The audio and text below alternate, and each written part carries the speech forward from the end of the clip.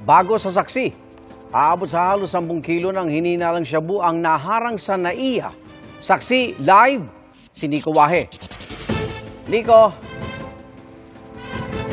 Iga, nasa 67 million pesos na halaga ng hinihinalang shabu ang nasabat ng NAIA Interagency Drug Interdiction Task Group ngayong gabi.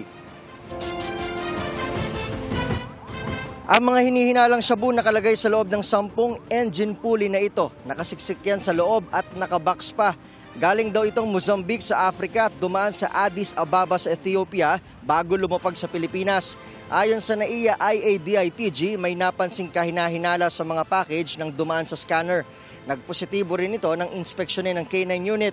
Isang babae ang consignee o receiver ng package. Ayon sa kanya, isang kakilalang African national ang nag-utos sa kanya na kunin ang package. Hindi raw niya alam na illegal na droga ang laman nito. Aabot sa halos 10 kilo ang timbang ng mga droga. Sa kanya po ito nakapangalan at ito po'y di umano sa isa pa pong tao na nagmamay-ari nito. Kung saan po magiging base po siya ng diyan po tayo magbe-base ng ating investigation, no, kung ano po talaga yung punot dulo po nito, no, para po malaman natin kung sino po talaga or kung meron pa po talaga na ultimate consignee ng package na ito. Pero hindi ko po alam na yan ang po ang laman. Pero lagi ko naman siya tinatanong kung saan yan, para saan yan. Hindi naman siya nagsasabi. Papakain ko sa kanya lahat yan.